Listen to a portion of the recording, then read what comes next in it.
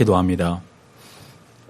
하나님, 저희들이 하나님을 나의 아버지라고 부를 수 있는 이 놀라운 특권, 은혜, 사랑 주심을 너무나 감사합니다. 하나님이 우리의 하나님 되시고 또 그 하나님께 우리가 감히 예배로 나올 수 있게 하신 그 은혜, 하나님, 저희들이 혹시라도 지금까지 또 혹은 지금도 말로만 감사하다고 하는 것이 있다면은 이 시간도 성령 하나님께서 우리를 책망하시고 깨우쳐 주시사 정말 이것이 우리의 심령 깊은 곳에서부터 나오는 진정한 진실된 살아있는 간증과 증거와 고백이 되게 도와주시옵시사 하나님이 진정코 저희의 마음들을 받으시고 이 예배를 받으시고 이 찬양을 받으시고 이 기도를 받으셔서 이 시간도 성령님이 강권적으로 역사하는 가운데에 우리의 생각과 마음과 현실 속에서 우리를 속이려고 장난치는 그 어둠의 세력들이 이 시간에 완전히 무너지게 도와주시옵소서. 하나님, 날마다 저희들이 하나님께 나아가며 날마다 정말 한순간도 주님 없이는 살 수 없다고 하는 이 사실이 저희들의 체험과 누림과 고백이 되게 도와주시옵소서. 예수 그리스도의 이름으로 기도합니다. 아멘.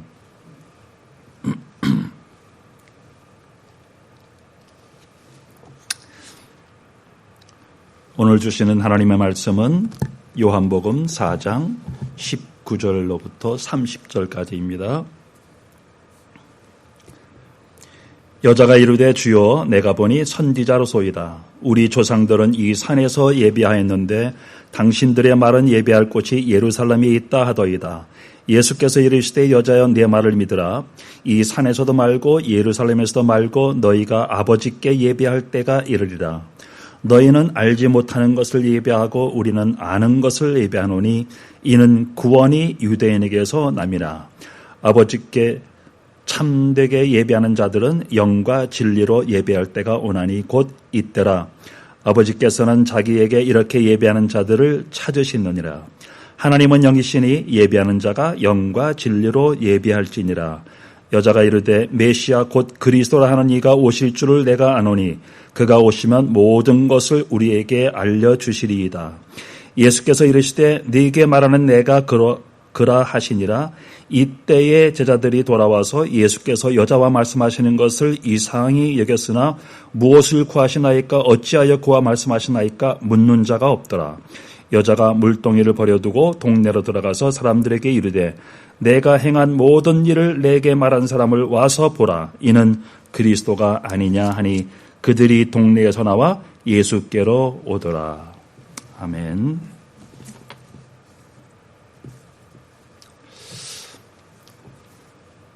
여러분들 모두가 다 마찬가지겠지만은 저는 특별히 이번 코로나 바이러스 위기를 겪으면서 우리가 함께 한 자리에서 예배하는 것이 얼마나 귀한 것인가라는 것을 깨닫게 되었습니다. 그래서 예배를 묵상하면서 예배에 대해서 혹시라도 지금까지 내가 오해하거나 또 잘못 드린 그런 것들이 있지 않았을까 하는 그러한 묵상을 하면서 많은 은혜를 받게 됐어요. 그래서 여러분과 이 예배에 대해서 이 시간에 말씀을 좀 나누기를 원합니다. 그 예배에 관해서 엄청나게 그 방대한 내용을 다 이 짧은 시간 안에 다룰 수는 없겠죠. 그러나 이 본문을 통해서 예배의 본질에 대해서만 오늘 함께 나누기를 원합니다. 그래서 일단 이 요한복음은 여러분이 잘 알듯이 예수님이 하나님이시다. 하나님의 아들이시면서 하나님이시다.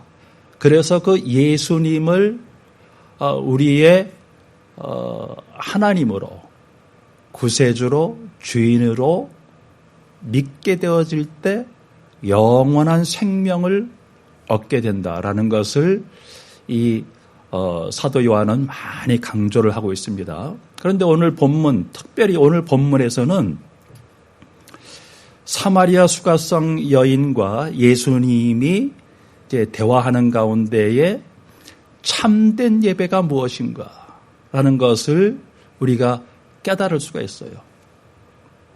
그래서 하나님이 제일 기뻐하시는 게 참된 예배요, 또 참된 예배를 드리는 그 예배자를 하나님이 찾으시고 기뻐하신다고 오늘 본문은 써 있습니다. 자, 우선적으로 서론적으로 여러분과 제가 제일 먼저 다뤄야 할 내용이 예배에 대한 의미죠. 그래서 인간은 하나님께 예배로 영광 돌릴 때 가장 정상적이고 가장 행복하고 가장 기쁘도록 그렇게 창조하셨죠. 그렇게 의도하셨죠. 자, 그래서 우리는 제일 먼저 이 예배의 성경적 의미를 살펴봐야겠죠. 그래서 이 예배라고 하는 단어의 그 헬라어의 단어 프로스코네오는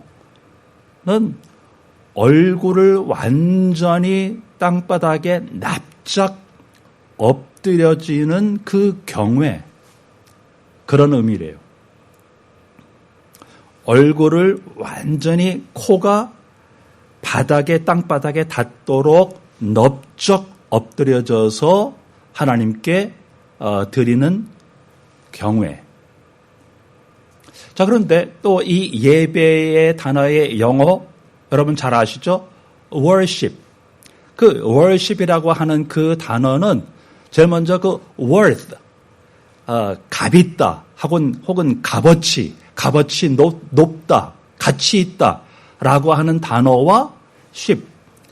그러니까 뭐 상태, 기능, 행위, 이 두 단어가 합쳐져서 worship, 예배라고 이제 우리가 사용을 합니다. 자, 그렇다면은 이 두 가지 내용을 봐가지고 예배는 제가 이렇게 표현하고 싶어요. 창조주, 심판주, 구세주로서 최고의 영광과 존귀와 감사와 찬양을 받기에 최고의 가치를 가지신 하나님 앞에 피조물인 우리, 더욱이 죄인이 감히 얼굴 들고 나아갈 수 없기에 심령이 납작 엎드려지는 삶의 자세로 구원을 얻은 긍휼과 은혜를 감격하며 감사하며 최고의 경외와 찬양을 올려드리는 행위. 저는 이렇게 표현하고 싶어요. 자, 그런데 또 웨스트민스터 신앙 고백서에는 이렇게 예배에 대해서 설명하고 있습니다. 본성의 빛은 하나님께서 계시다는 것을 보여주었다. 하나님은 만물의 주권과 통치권을 가지시고 선하시기에 만물을 선으로 운행하신다. 그러므로 마음과 목숨과 힘을 다해 하나님을 경외하고 사랑하며 찬양하고 기도하며 의지하고 섬겨야 한다. 그러나 참되신 하나님을 예배하는 합당한 방법은 그 자신이 친히 정해 주셨으므로, 그러니까 하나님이 친히 그 하나님 자신의 계시된 뜻 안에서 한정되어 있다. 그러므로 사람들의 상상이나 고안 또는 사탄의 지시에 따라 어떤 가견적인 구상을 사용하거나 성경에 규정되어 있지 않는 다른 방법을 따라서는 하나님을 예배할 수가 없다. 이게 이제 예배에 대한 웨스트민스터 고백서의 표기입니다. 그리고 마틴 로이드 존스 목사님이 예배의 축복에 대해서 또한 이렇게 표현하셨어요. 예배는 천국의 맛보기요, 영광의 맛보기요, 영원과의 접촉이다. 그리고 예배는 인간이 오를 수 있는 최고치이다. 자, 얼마나 기가 막힌 표현입니까? 자, 그런데 제일 중요한 것은 예수님 자신이 이 예배에 대해서 어떻게 말씀하시는가가 제일 중요하겠죠. 그래서 오늘 본문에 예수님은 예배는 영과 진리로 드리는 것이다 라고 말씀하셨습니다. 자, 그러면은 지금까지 제가 설명드린 이 예배에 대한 내용들을 종합해보면은 이런 요약을 우리가 할 수 있는 거예요. 그래서 참된 예배는 하나님과 성경에 대한, 인간과 죄에 대한, 그리스도와 구원에 대한, 교회와 성령에 대한, 종말과 재림에 대한, 이 감이 오시죠? 예? 조직신학의 내용들이죠. 이 참된 교리를 통해서, 자, 그러니까 여기까지가 진리로 드리는 예배에 대한 내용을 우리가 요약할 수 있는 거예요. 이렇게. 자, 그 다음에 나를 영원한 저주에서 구원하신 예수 그리스도의 대속의 은혜가 사실적으로 체험되어지고 지금 내 안에 내주하시는 성령님으로 내 삶이 지배되어 또 그렇게 사는 것이 소원이기 때문에 살아계신 하나님을 진실되게 내 마음의 깊은 것에서부터 내 삶의 모든 것을 통해서 세상의 어떤 것보다 더 사랑하고 경외하는 것. 자, 여기까지가 또 영으로 드리는 예배로 우리가 요약을 할 수가 있겠죠. 자, 이것이 표출되어지는 삶과 예식이다. 이렇게 저는 요약하고 싶어요. 자, 그런데 이것조차도 짧게 표현하면은 예배의 본질은 내 마음을 하나님께 온전하게 드리는 것이다. 이게 이제 제가 여러분과 나누고 싶은 내용이에요. 예배의 본질은 내 마음을 진실되게 온전하게 간절하게 하나님께 드리는 것. 그래서 그렇게 나가는 것. 자, 그래서 두 번째로는 그렇기 때문에 인생은 오직 주님만을 사랑하지 않고 다른 것에 마음을 뺏기는 만큼은 결코 행복할 수 없다는 그런 결론이 나올 수밖에 없다는 거예요. 그렇죠? 자, 오늘 본문 그 이전에 어떤 일이 벌어졌습니까?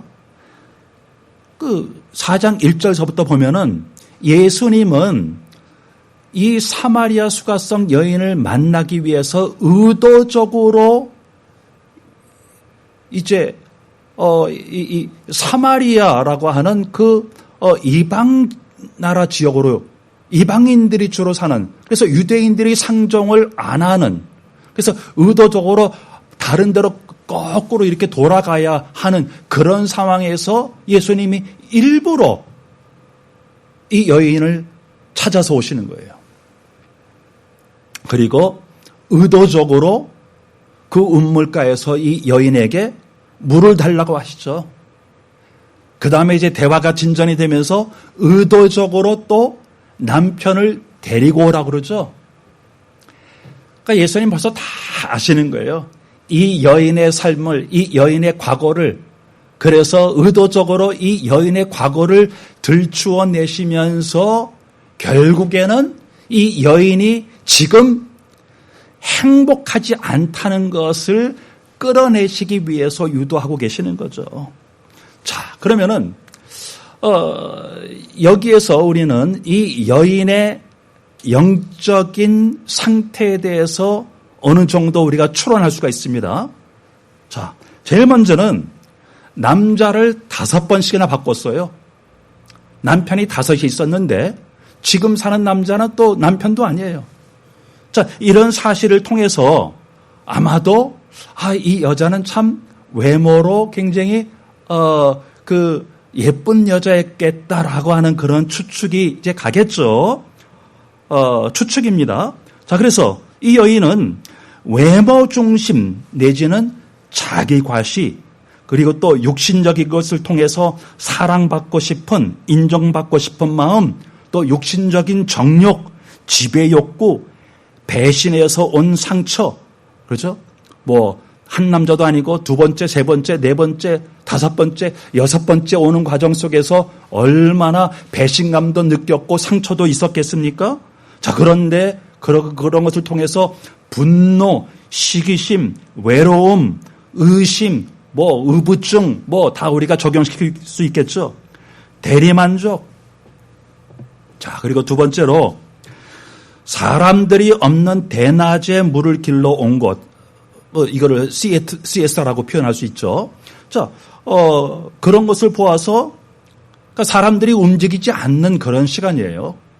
근데 그때 물 길러 온 것을 봐가지고 수치스러움, 자존심 상함, 피해의식, 죄책감, 관계장애, 자격지심 이런 것들을 우리가 추측할 수 있습니다. 그리고 세 번째로 영원히 목마르지 않는 물을 기르러 오게 해주세요라고 하는 그런 답변을 하는 것을 통해서 우리가 대충 추측할 수 있는 게 있어요. 뭡니까? 인생의 허전함, 갈급함, 미래에 대한 두려움, 정서 불안. 자, 그리고 마지막으로 예배에 대한 궁금한 점을 봐가지고 어느 정도 이 여인은 종교심이 있었던 거예요. 또 혹은 그 종교적 신앙생활 내지는 자기가 이렇게 인생에 불행한 행복하지 않은 것으로부터 벗어나고 싶어하는 막연한 그러한 이 종교심 이런 것들을 우리가 기복주의라고 표현할 수 있겠고, 자 어쨌든 이런 내용들을 우리가 대충은 추측을 할 수가 있겠죠. 자, 여러분 이러한 상태 속에서 여러분과 저의 모습들을 찾아내야 돼요. 혹시 이 여인이 불신자였다라고 해가지고 여러분과 저는 이러한 상태가 이러한 이 심텀이 없겠습니까? 당연히 있습니다. 자, 그런데 이러한 진단을 통해 가지고 이러한 추론을 통해서 얻을 수 있는 한 가지 결론이 나와요. 그게 뭡니까? 자, 그러니까 이 여인은 지금까지 살면서 자신의 그 뜻과 정성과 그 마음을 쏟아야 할 이 대상이, 사랑의 대상이 하나님이 아니었다는 거죠. 대신 전부 자신과의 욕심과 세상의 이런 그 마음을 전부 온전하게 빼앗겼기 때문에 결코 행복할 수 없다는 거죠. 이게 중요한 내용이에요. 그러니까 예수님은 이것을 끌어내신 거죠. 자, 그런데 이러한 진리를, 이러한 사실을 증명하는 또 다른 사건이 있었습니다. 여러분과 제가 잘 알고 있죠. 그래서 몇 주 전에 제가 다윗의 인구 조사에 대한 내용을 나누지 않았습니까? 그러니까 다윗은 그 생애에 큰 두 가지 범죄를 범했죠. 그게 이제 지금 말씀드린 대로 자기의 의를 과시하기 위한 인구 조사 사건이었었고, 또 하나는 우리가 잘 아는 우리아의 아내 밧세바를 범한 음란의 사건이었었죠. 자, 그런데 이것을 보아도 두 가지가 딱 공통되어지는 공통점이 있어요. 뭡니까? 탐심이죠. 이 두 범죄의 공통점이 그 마음이 하나님의 것인데 자기 것이 아닌데 하나님의 것으로 인정하지 않고 자기 것인 양 그것을 육신적인 충족의 그런 것들을 채워 넣은 거예요. 자, 그런데 성경은요, 이러한 탐심에 대해서 무섭게 경고합니다. 그래서 이 탐심은 우상숭배이고 또한 요한계시록에 어떻게 표현하고 있습니까? 세상 음료와의 영적인 간음이다. 호세아서도 그렇게 표현하고 있잖아요. 그렇죠? 그래서 여러분과 저는 이 말씀을 통해서 성경을 통해서 성령님께서 지적하시는 그런 부분들 중에서 제일 신경 쓰면서 예민하게 봐야 할 그 부분이 우리의 마음이에요. 우리의 마음이에요. 우리의 마음의 상태를 제일 우리가 예민하게 진단해야 합니다. 진단받아야 됩니다. 자, 왜 그렇습니까? 예레미야 17장 9절에 이렇게 써 있죠. 만물보다 거짓되고 심히 부패한 것은 마음이라 누가 능히 이를 알리오마는. 그래서 잠언 4장 23절에는 모든 지킬 만한 것 중에 더욱 네 마음을 지키라. 왜요? 생명의 근원이 이에서 남이니라.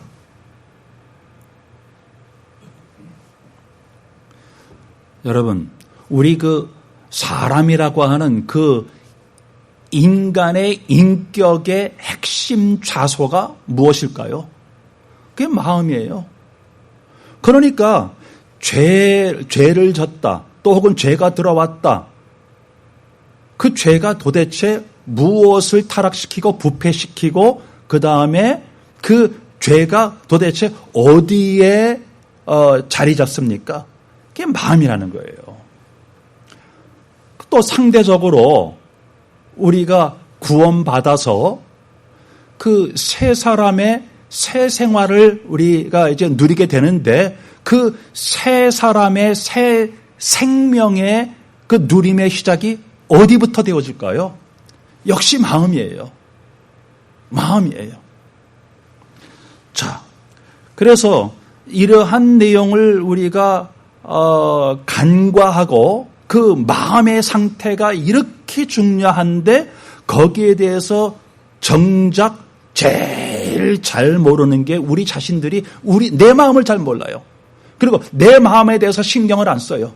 내 마음에 부패한 그 죄에 대해서 별로 이렇게 죄책감을 느끼지 못해요. 그러면서 겉으로만 계속 이렇게 행동하고 겉으로 우리가 예배하려고 하고 이런 죄에 빠진다는 거예요. 그러니까 이 마음이 잘못될 때 여러분과 저의 삶은 이제 이게 꼬이는 거예요. 뒤틀려지는 거죠. 인생 자체가 이게 망가지는 거죠. 그렇기 때문에 마음이 그렇게 중요한 거예요. 자, 그렇다면은 그 다음 단계 세 번째로 중요한 포인트가 나옵니다. 삶에서 마음을 하나님 외에 다른 것에 빼앗기면은 다시 말해서 삶에서 참된 예배가 누려지지 않으면은 당연히 함께 한 자리에 모여서 드리는 그 공예배조차도 우리가 형식적이고 기계적인 그러한 것에 빠진다는 거예요. 자, 이 19절에 보니까 자기의 과거를 다 이렇게 보고 알고 있는 그 예수님에게 뭐라고 표현합니까? 바로 당신이 선지자로서이다. 오늘 본문의 시작이 19절이잖아요. 그렇게 표현하잖아요. 자, 그게 무슨 말입니까? 이제 조금씩 자기 삶에 있었던 그 고민, 갈등, 혼돈, 갈급함 이런 것들을 바깥으로 이제 표현하기 시작하는 거예요. 그러면서 뭐라고 합니까? 우리 조상들은 이 산에서 예배하였는데 당신들의 말은 예배할 곳이 예루살렘에 있다 하더이다 라고 하면서 어디에서 예배드리는 것이 옳으냐라고 질문을 하고 있는 거예요. 이게 뭡니까? 그러니까 예배에 대한 바른 이해가 없는 거예요. 그러니까 그냥 오직 예배에 대한 어떤 그 형식적이고 외형적이고 방법적이고 기계적인 이론적인 그것만 알고 있는 거예요. 자, 이러한 그 질문에 대해서 예수님께서 뭐라고 답하십니까? 24절, 25절에 보니까 예배는 그런 게 아니다. 여기서 드리고 저기서 드리고 하는 그 장소의 그 예배의 본질이 좌우되는 게 아니다. 라는 것을 지적을 하시죠. 자, 이게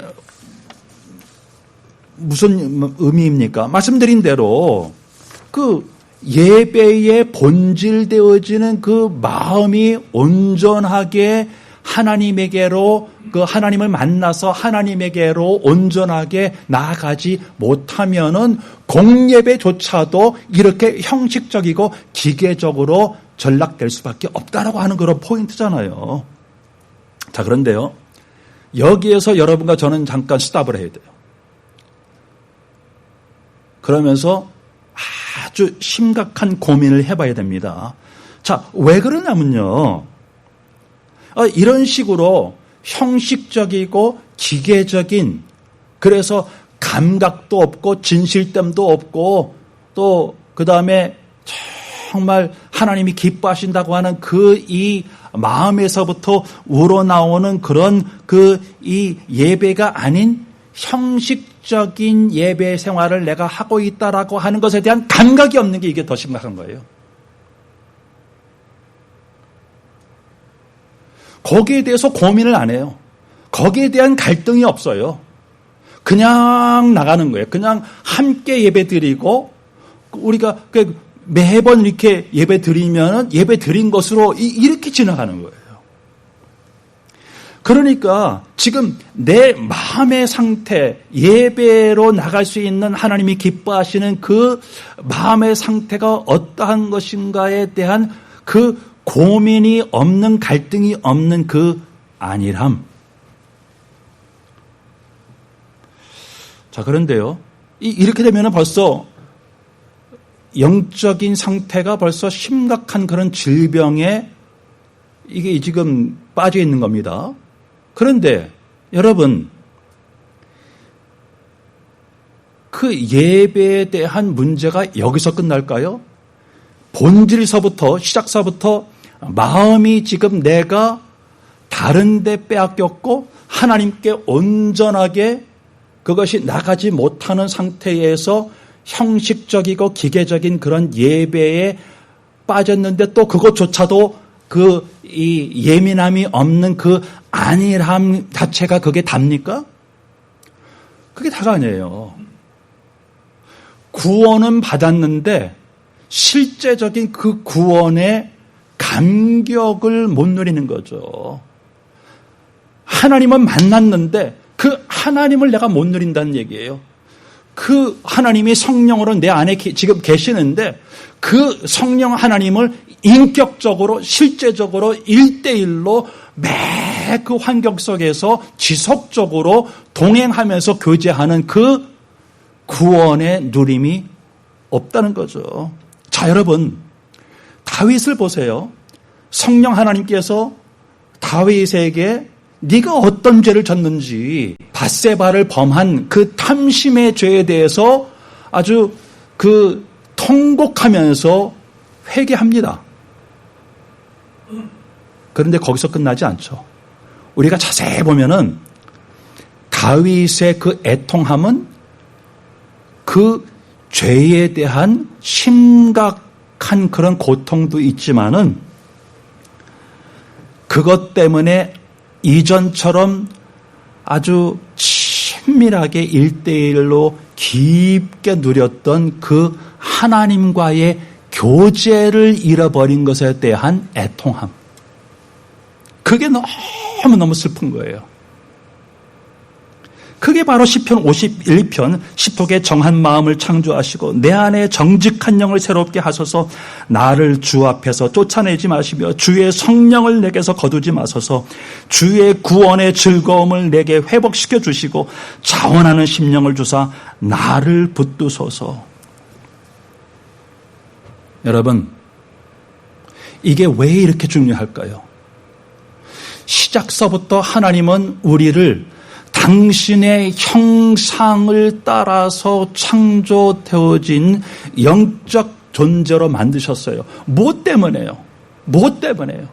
이 예배를 통해서 하나님과 긴밀한 그 1대1의 사랑의 그 사귐을 누리도록, 그게 처음서부터 목적이요. 또 궁극적인 목적이죠. 자, 그렇다면요. 어떻게 하면은 우리의 그 뜨거운 마음, 진실된 마음, 온전한 마음이 그 빼앗겼던 세상으로부터, 육신으로부터, 나로부터 돌아서서 하나님에게로만 온전히 향할 수 있습니까? 그게 이제 참된 예배거든요. 자, 네 번째로 인간의 됨됨이의 핵심인 마음이 세상으로부터 하나님에게로 온전하게 돌아설 수 있는 비밀은 오직 길이요 진리요 생명 되신 예수 그리스도 뿐입니다. 자, 그런데 그렇기 때문에 구원받은 여러분과 저의 이 신앙생활 속에서도, 이 신앙의 삶 속에서도, 그 예배 속에서도, 예식을 통해서도 참된 예배로 우리의 마음이 하나님께로만 돌아설 수 있는 오직 한 가지 비밀, 길이요 진리요 생명 되신 예수 그리스도 밖에는 없습니다. 자, 이것을 설명을 드릴게요. 이 여인은 자신이 왜 불행한 삶을 살 수밖에 없었는지 아직 못 깨닫고 있습니다.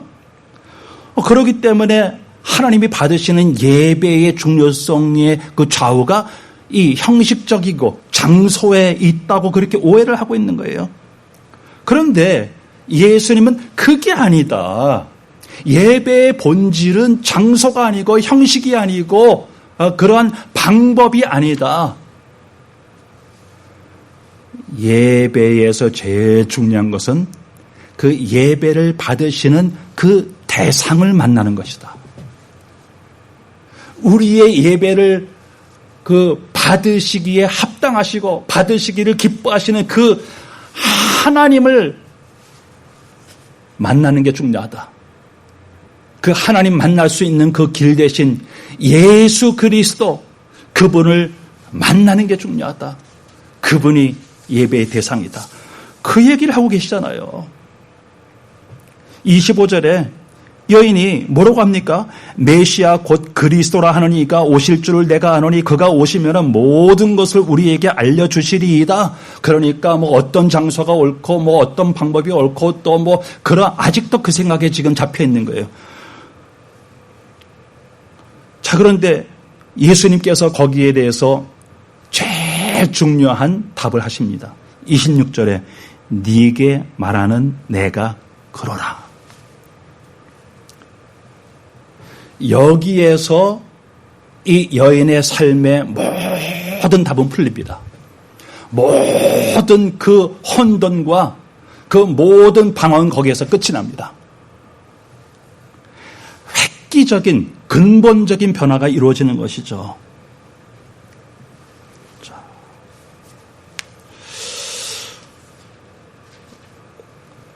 여러분, 이게 무슨 말입니까? 메시아 곧 그리스도라 하는 이가 오실 줄을 내가 아노니 그가 오시면 모든 것을 알게 될 겁니다. 모든 것에 답이 될 것입니다. 그리고 모든 그 문제와 위기와 갈등과 아픔과 그 저주와 죄와 이 불행과 모든 것에 해답이 될 것입니다. 그때에서야 바로 예수님께서 내가 바로 그이다. 인생 문제의 해답이 바로 나다. 그렇게 얘기하잖아요. 더 자세하게 우리가 풀어볼까요?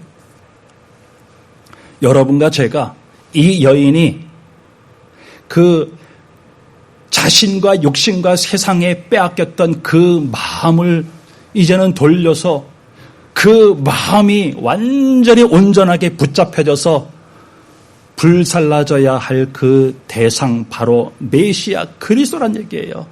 하나님의 기름 부음 받은 자, 하나님으로부터 부르심을 받은 자, 그래서 보내심을 받은 자, 그분이 바로 예수 그리스도란 얘기예요. 그래서 여러분과 저의 인생 문제, 이 죄 문제를 해결하기 위해서 그 죄의 대속이 되시기 위해서 오신 대제사장이란 얘기예요. 그리고 하나님을 만날 수 있는 오직 한 길 되시는 그 선지자란 얘기죠.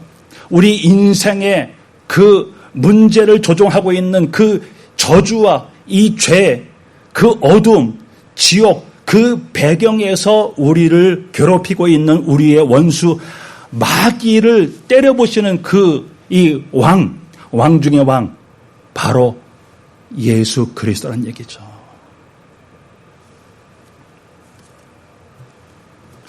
자, 그런데 그 예수님을 나의 메시아로, 나의 그리스도로, 나의 구세주로, 나의 왕으로, 나의 하나님으로 여러분이 은혜로 믿어져서 받아졌다면은 여러분은 구원받았어요. 구원받았어요. 그래서 하나님의 자녀가 되었어요. 그래서 하나님의 백성이 되었어요. 그래서 그리스도의 신부가 되었어요. 자, 하나님이 우리에게 오셨는데, 우리에게 들어오셨는데, 우리와 함께 하시는데, 그런데 왜 이 본문 이전에 예수님이 말씀하시는 배에서 그 생수가 그 샘물처럼 솟아오르는 그러한 그 감격, 그러한 기쁨, 그러한 하나님 나라를 누리는 그 충만함이 없을까요? 왜 그럴까요? 자, 이게 중요한 내용입니다. 여러분, 마귀 자녀에서 하나님의 자녀로 그 신분이 변화되어지는 그 중생, 그거는 단회적이에요. 단회적인 겁니다. 획기적인 겁니다. 그러나 그 이후로 그 구원을 누리는 신앙생활은 점진적인 거예요. 점진적인 거면서도 근본적인 변화죠. 신분이 마귀 자녀에서 하나님 자녀로 바뀌는 것도 근본적인 획기적인 변화지만은 그 이후로 여러분과 제가 하늘나라 갈 때까지 계속해서 그 구원을 누리는 신앙생활은 점진적인 거지만은 근본적인 변화예요.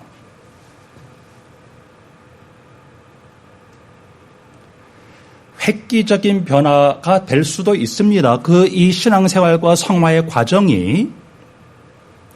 그러나 일반적인 것은 점진적인 성화요, 점진적인 변화입니다. 그러나 중요한 것은 근본적인 변화예요. 자, 이러한 그 실질적인 하나님, 또 구원, 또 성령의 내주, 임재, 하나님 나라, 그 생명이 왔기 때문에 생명을 누리는 그러한 삶이 없는, 다시 말해서 생명의 누림 없는 종교 생활 때문에 여러분과 제가 이러한 감격적인 기쁨의 예배를 못 누릴 수 있다는 얘기죠. 자, 그런데 이러한 생명의 누림 없는 종교 생활의 특징이 있어요. 뭘까요?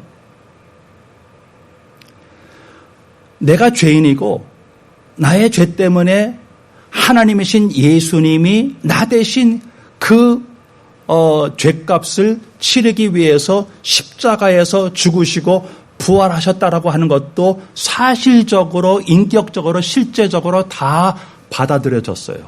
그래서 구원받았어요. 자기가 구원받은 것도 알아요. 그리고 가끔씩 그러한 그 십자가 사랑에 대한 감격도 있습니다. 그러나 이러한 생명 누림 없는 종교 생활의 특징 중에 하나가 그 중생의 감격을 우려먹는 거예요. 그게 다예요. 내가 구원받았다고 하는 그 과거에서 구원받았다고 하는 그 중생에 대한 감격뿐이에요. 그래서 내가 그 십자가의 사랑 때문에 내가 그 하나님의 그 사랑, 하나님의 희생, 그것 때문에 내가 구원받았다고 하는 그 중생에 대한 감격, 그거를 그때 감격으로 돌아가는 거예요. 지금 감격이 아니라. 거리도 잘 알 수 있어요. 정확하게 알 수 있어요. 성경에서 말하고 있는 이 복음도 정확하게 알고 있고 확신도 가질 수 있어요. 그러나 중요한 사실은 지금 나의 마음의 상태가 어떠한 것인지를 객관적으로 성경적으로 하나님께서 성령님을 통해서 말씀을 통해서 정확하게 진단하는 것을 내가 심각하게 생각하지 못하고 있기 때문에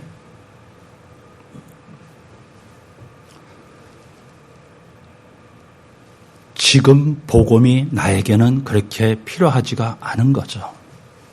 그런 사람은 그때 중생을 얻기 위한 복음이 그때 간절했다 뿐이지 지금 내가 예수가 필요하고 지금 내가 복음이 필요하고 지금 내가 그 십자가의 은혜가 필요하고 지금도 내가 오늘도 내가 이 마음의 뿌리에서부터 깊이 그리고 나도 모르게 하나님에게로 향하지 않고 세상으로 육신으로 나로 보이는 것에 일시적인 것에 그렇게 마음이 끌린다고 하는 그 죄로부터 해방되어져야 할 그 십자가의 피의 그 능력이 지금은 필요하지 않은 거예요.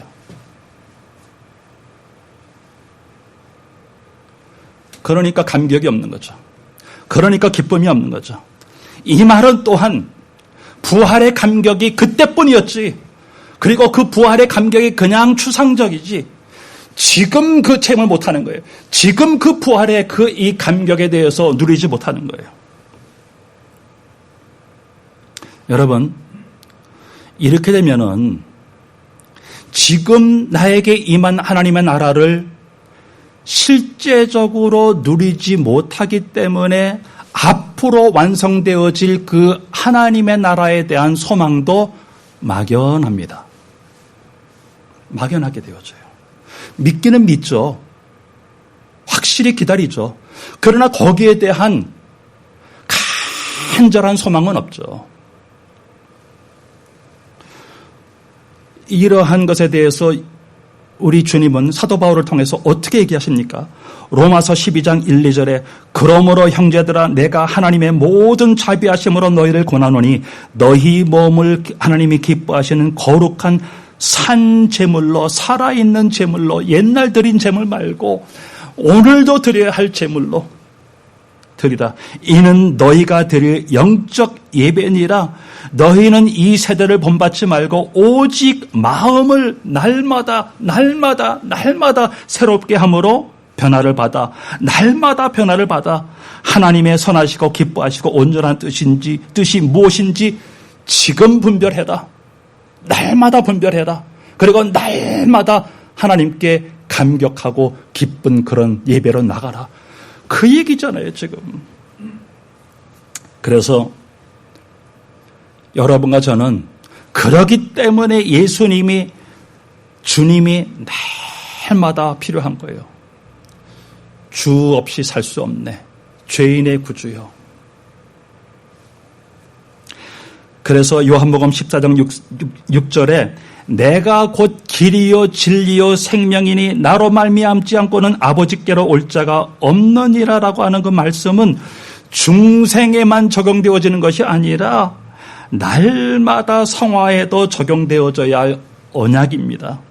그래서 마지막으로 예배의 참 대상 곧 그리스도를 실제적으로 만난 사람은 참된 예배의 본질인 마음에서부터 근본적인 변화가 일어나기 때문에 그 삶은 근본적으로 바뀔 수밖에 없어요.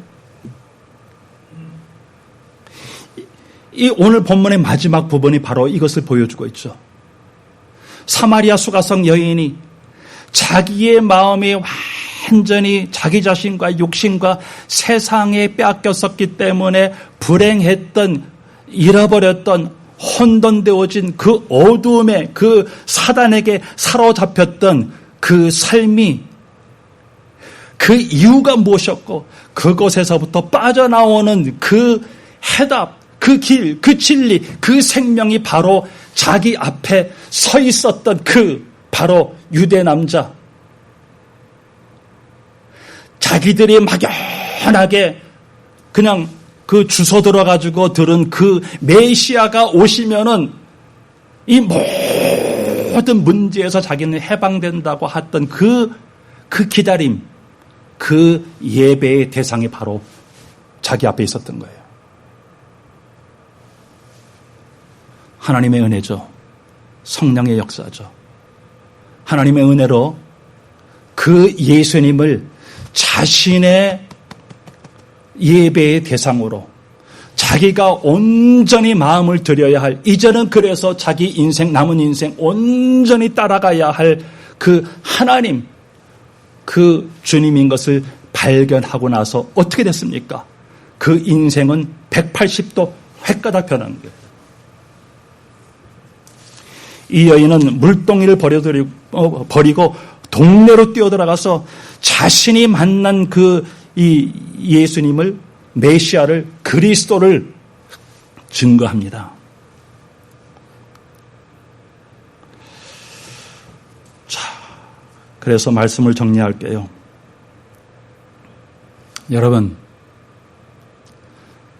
여러분의 지금 마음의 상태는 어떻습니까?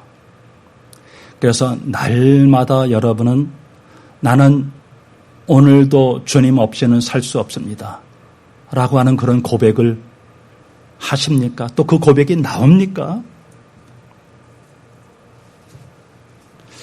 그래서 이런 질문을 드릴게요. 여러분과 저의 그 마음을 제일 많이 사로잡고 있는 그 대상이 도대체 무엇일까요? 누구일까요? 여러분과 제가 제일 두려워하는 그 대상이 도대체 무엇이고 누구일까요? 무엇을 제일 사랑하고 또 그래서 여러분과 저의 생각과 마음에 뭐가 제일 많이 이렇게 채워져 있습니까? 그래서 무엇에 시간을 제일 많이 투자하고 보냅니까?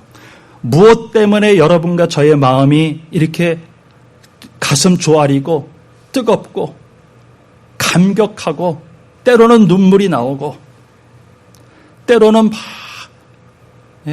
웃음이 나오고 그래서 여러분과 제가 나도 모르게 그냥 흥얼흥얼 그러니까 그 노래가 나오고 도대체 그 대상이 도대체 누굽니까? 무엇입니까?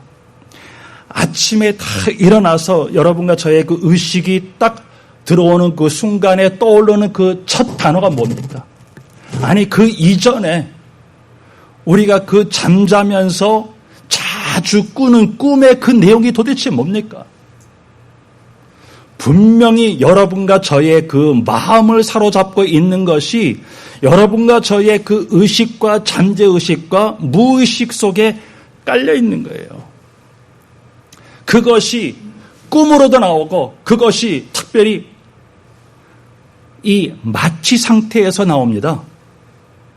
그리고 확실한 것은 여러분과 제가 이 세상을 떠날 때, 임종할 때 나옵니다. 저는 그것을 믿어요. 저는 그런 것을 많이 봤어요. 그래서 그 마음이 온전히 그리스도에게 잡힌 그 분들, 제가 실제적으로 제 삶에 만났던 그 축복의 만남 중에서 한 분을 제가 소개합니다. 제가 25년 전에 워싱턴 중앙장로교회 영어권 담당 목사로 제 부임에 갔을 때 제가 차가 없었어요. 그 교회 안수립 집사님 중에서 한 분이 정비소를 하고 있었는데 그분이 헌차를 잘 수리해가지고 저한테 그냥 무료로 주셨어요. 그때 제가 집사님 제가 그냥 이 부속 고치기 위한 들었던 그 부속 값이라도 제가 낼게요. 그랬더니 그분이 뭐라 그러신지 아세요? 예, 벌써 청구했습니다. 그래서 난 오해를 했어요. 아, 교회에다 청구를 했나? 그래서 그 교회에다 청구하시면 안 되는데요. 그랬더니 아니요, 저 위에다 청구했어요. 그렇게 얘기하셨던 분이에요. 자, 그런데 제가 어떻게 우연히 그분에게 제가 은혜로 깨닫고 누리는 복음을 나누게 됐어요. 그분이 너무너무 충격을 받아가지고 막 우시면서 그 복음의 말씀을 듣더라고요. 그 후로부터 제가 그분을 만날 때마다 계속 이분은 목사님 더 얘기해 주세요. 더 얘기해 주세요. 그러면서 계속 이 복음을 나누게 됐는데, 그러면서 이분은 제가 그 정비소에 갈 때마다 이분이 막 너무너무 기뻐가지고 목사님 내가 이래서 이렇게 기뻐요. 내가 이래서 내가 이걸 깨달았어요. 그래서 내가 이 복음을 우리 정비소에서 일하는 누구에게 전했더니 예수님을 받아들였어요. 그러면서 일주일에 하루, 이틀, 3일, 나흘 매일 돌아가면서 성경 공부를 하시는 거예요. 저를 만날 때마다 너무너무 이 그리스도가 좋아가지고 감격스러워가지고 목사님 전 주님을 사랑해요. 주님을 사랑해요. 그랬던 분이 췌장암으로 갑자기 입원하셨다가 돌아가셨습니다. 근데 놀라운 사실은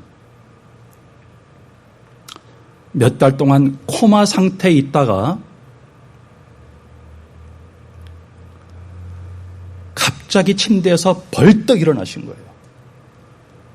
그래서 그 바깥에 있던 간호사와 또 식구들이 뛰어들어 왔는데 처음 보는 제일 먼저 들어온 그 간호사에게 그 침대에서 딱 일어나면서 Do you believe in Jesus? 당신은 예수님을 믿습니까? 그렇게 질문할 때 이 간호사가 놀라면서 저는 예수님 믿습니다. 예수님 믿습니다. 그러니까 이 집사님이 두 손을 탁 드시면서 오직 그리스도, 오직 그리스도, 오직 그리스도 하면서 숨을 거두셨다는 그 말을 제가 부인을 통해서 들었어요. 제가 그 장례 예배 가가지고 저하고 저희 와이프가 특송을 부르면서 얼마나 많이 제가 회개하면서 울었는지 몰라요. 정작 복음은 제가 그분에게 나누었지만은 그분을 만날 때마다 저는 육신적인 생각이 많이 있었는데 그분의 생각과 마음은 전부 그리스도로 꽉 차 있었던 거예요. 여러분, 하나님이 지금 찾으시고 하나님이 받기를 원하시는 그 예배자가 바로 누굽니까?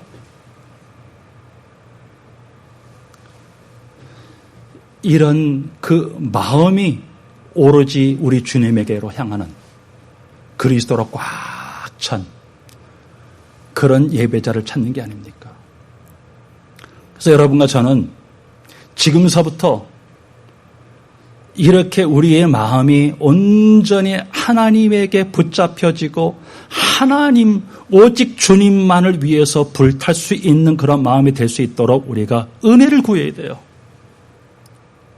은혜를 구하다가 계속 그리스도의 말씀을 듣고 그리스도를 묵상하고 그것을 위해서 또한 우리가 간구하고 기도하고 충만해야 하고 충만해서 이 그리스도의 복음을 우리가 현장 속에서 만나는 사람마다 하나님께서 기회를 주는 그 기회 때마다 우리가 그 그리스도를 증거하고 그러면서 우리의 그 영적 상태가 또 진단이 되어지고 또 정말 하나님 앞에 무릎 꿇고 회개하고 하나님 내 수준이 지금 이것밖에 안 되네요. 내 마음이 지금 이것밖에 안 되네요. 라고 또 우리가 또 회개하고 또 하나님께 나가고 또 십자가 붙잡고 계속해서 이 복음 붙잡고 나가면서 우리의 마음이 점점 더 많이 하나님께로 향하는 겁니다. 시편 139편 23절 24절 하나님이여 나를 살피사 내 마음을 아시며 나를 시험하사 내 뜻을 아옵소서 내게 무슨 악한 행위가 있나 보시고 나를 영원한 길로 인도하소서. 빌립보서 2장 5절에 보니까 너희 안에 이 마음을 품으라 그리스도 예수의 마음이니 골로새서 3장 15절에 보니까 그리스도의 평강이 너희 마음을 주장하게 하라. 너희는 평강을 위하여 한 몸으로 부르심을 받았나니 너희는 또한 감사하는 자가 되라. 그리스도의 말씀이 너희 속에 풍성히 거하며 모든 지혜로 피차 가르치며 권면하고 시와 찬송과 신령한 노래를 부르며 감사하는 마음으로 하나님을 찬양하고 또 무엇을 하든지 말이나 일이나 다 주 예수의 이름으로 하고 그를 힘입어 하나님 아버지께 감사하라. 하나님 감사합니다. 저희들이 예배할 수 있는 조건을 주신 거 감사합니다. 예배로 나갈 수 있는 신분을 주신 거 감사합니다. 그러나 그 예배를 저희들이 예배의 축복을, 예배의 충만함을 충만하게 누릴 수 있는 우리의 마음이 오로지 우리 주님에게로 향할 수 있는 참된 예배자가 되게 도와주시옵소서. 예수님의 이름으로 기도합니다. 아멘.